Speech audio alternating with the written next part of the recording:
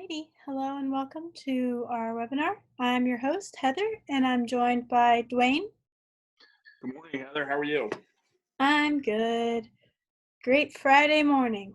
Today we're going to be talking about newsletters and one-way communication. This is topic number 4 out of our 6-part series of membership engagement. We're really going to talk about how to create a newsletter, some of the best uses, how to send your newsletter out via email and how to prepare it, and then where and when to send out your newsletter.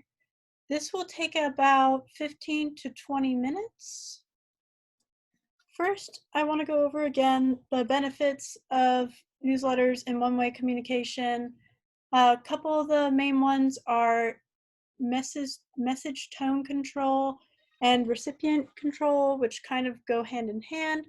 You can control the message to whatever you want to say. People aren't going to be responding back. You don't have to worry about surprises or others' opinion. You're just reflecting what image you want to reflect for your company.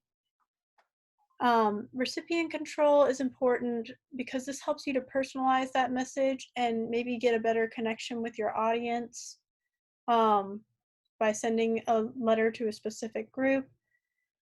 All these forms of communication contribute to the humanization of your brand, and you can do this by promoting charitable actions in your newsletter, just showing that you have a human side, opinions, helpful tips is going to humanize you.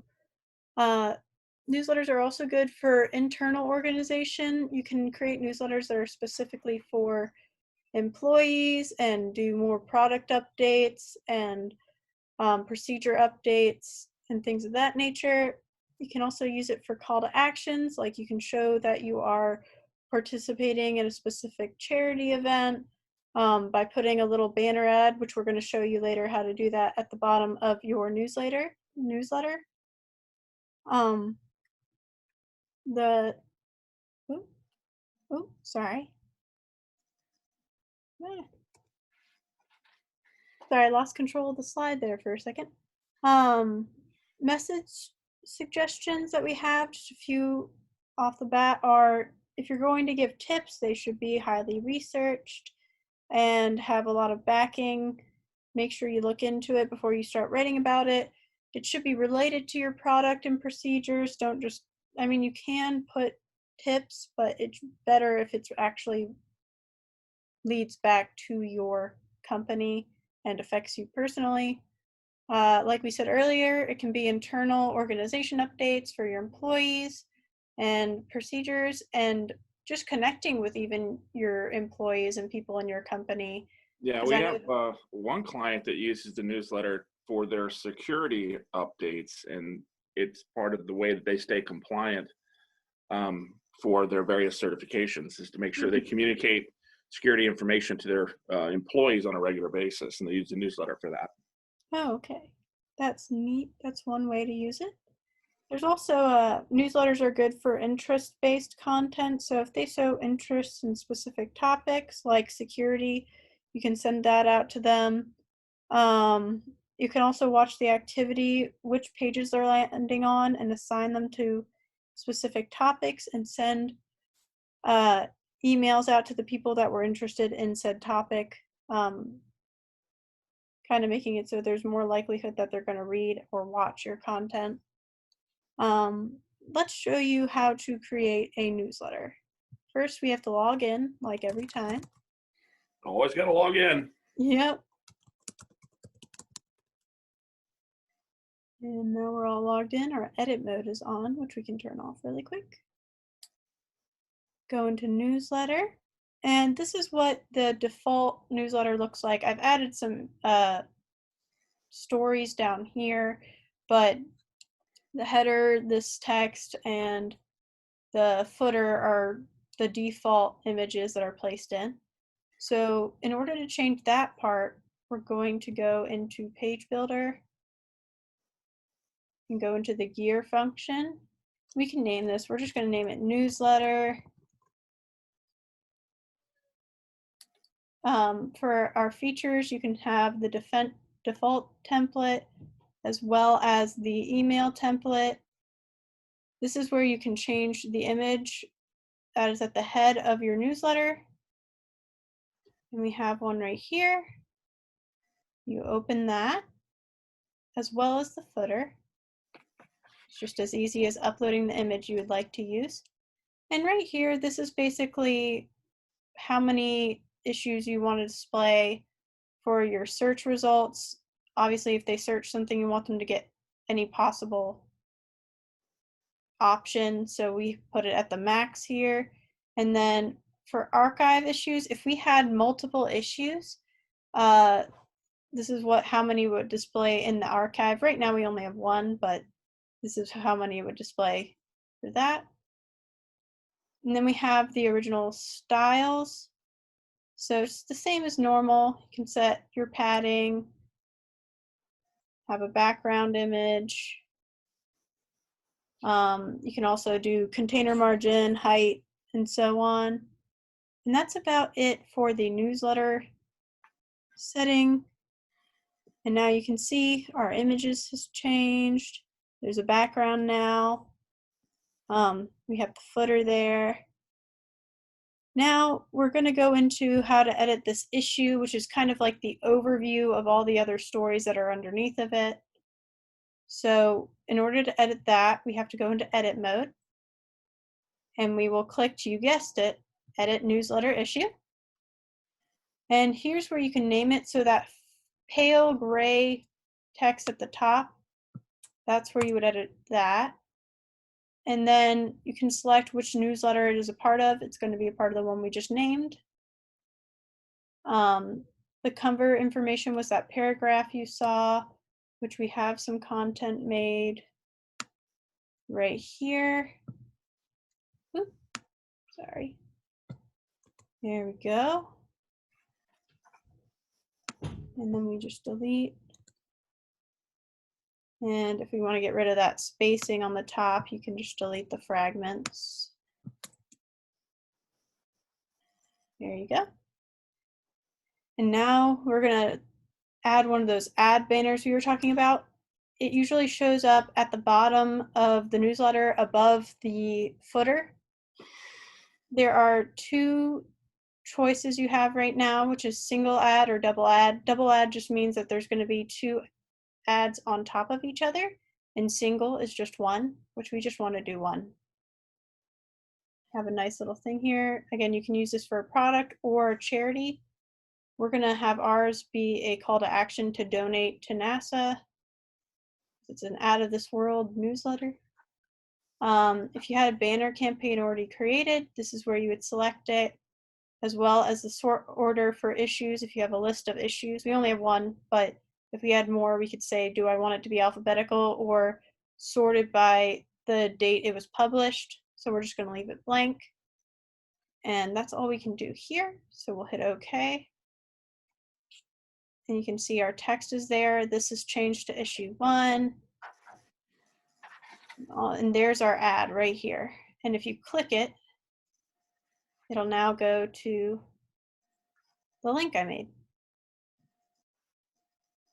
So now that we've covered all that, we will discuss how to add a newsletter story. You just hit that add button right there. I have content for this already. We will add the name, which is Advances in Rocket Propulsion.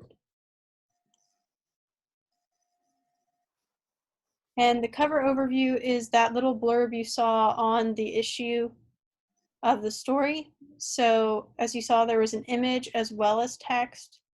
First, we'll add the text to our overview. And we'll hit enter, and then we'll click right before the text. We want the image to be to the left of the text, or at least I do. That's my personal preference. So we click there. We add an image. This is for our story. We open it.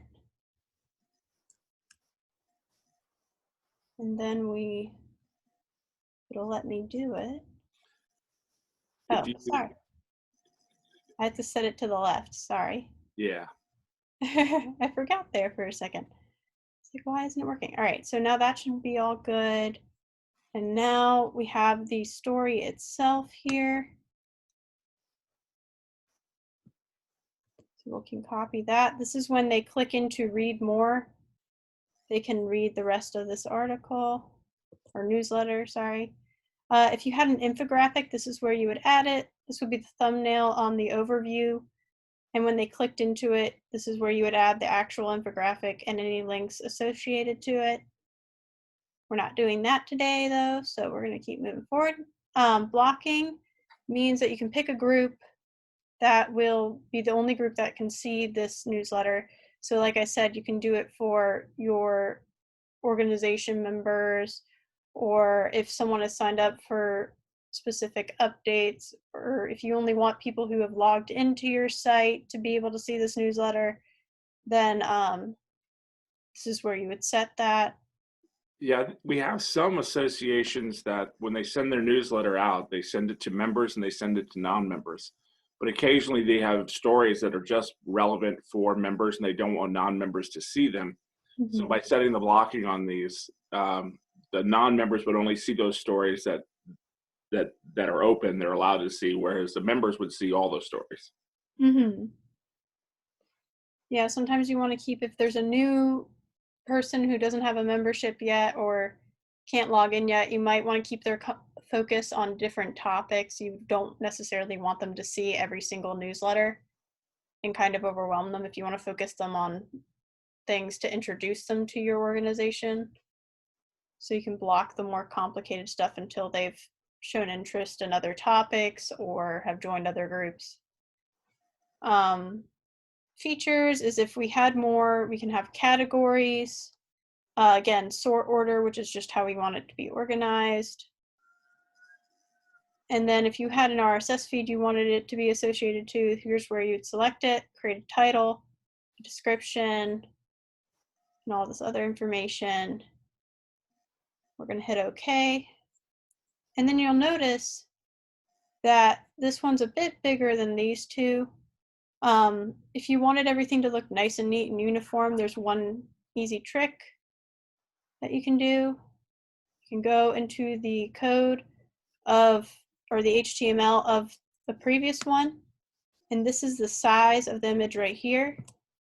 You just copy that. We hit OK. And then we go down into here. And first, I like to resize it a little bit before I go into edit it, just because it highlights it creates this code here, so it's easier to see where I need to replace it. We delete that, and we paste in the new code. And there it is. That's a good trick, Heather. I like that. Yep. And now everything will look nice and neat and clean. Everything's the same size. So we've added everything here. This is how it will look for you. We can go into, if you click read more, you can even add an image here if you would like, but here's what it would look like. It'll have the title and all the text below. And here's like a nice, neat navigation. You can just go back to the home, which takes you back to the issue. So now I would like to talk about ways to share it. There's obviously, you can have it on your page, on your newsletter section, but you can also share it to your home page where you would want to share maybe your newest newsletter entries or your most popular issues that are getting maybe shared the most or viewed the most. Also introducing your newsletter to people, which you can do with all three of these methods. Social media and homepage are really good because it'll get you the most, people will see it the most and maybe get more interested because your organization now has a newsletter. For social media, some other good things to post on there is light and entertaining topics, so nothing too dark or too serious. It should have mass appeal, so you don't really want to put something that's only targeted at one audience on Facebook unless the only people that follow that Facebook page are people who are interested in one topic, then maybe. But if you have a bunch of different topics, it's better just to put stuff with mass appeal. And you could do that with an individual story too, couldn't you, Heather? Just promote a story within a newsletter on social media? Yeah, of course. you can do that. We also have the third subject, email, which was good for the organizational updates we talked about earlier, for informing employees of procedural changes and things of that nature. We talked about sending it out to specific topics and groups. This is where you would probably do that. So if it's very specific interest and you have that topic already made and people are assigned to it, you would use email to send it out to them. We can show you how you would create an email out of this newsletter. All you have to do, again, is put edit mode on. You would scroll down to the bottom and you just click this right here under for this issue, create an email version. And when it creates the email, it's going to make the name of the issue and the name of the newsletter. So newsletter issue 1. And then the subject line, which I'm going to change, is here's our new newsletter. Yeah. And for the next few sections, automatically whoever created the newsletter is the from address, which you might want to change it to a more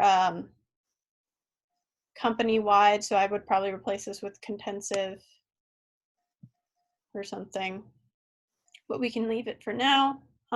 It will also set whoever made it as the confirmation.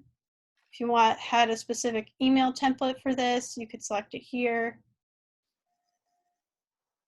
And here's what your content looks like for your newsletter. It has everything in here. Well, that certainly makes it easier to create the email. That just kind of creates the whole thing for you. Yeah, not a lot of work you have to put into it. Before you would send it, you probably want to either send it to specific groups like we said, or maybe even specific topics. So if they're interested in any of these and your newsletter is related to that, you would select that. And this is just more complex controlled information. You can send out a test first to make sure it looks right, and then save, and then you would hit send. And that's how you would manage your email for your newsletter. So what we've talked about today, we've gone over the newsletter benefits, showed you how to construct a newsletter using Page Builder, some of the proper platforms for the newsletter, so like the home page or social media or email. We showed you how to prepare your email for your newsletter, and we talked about ideal topics for your newsletter as well.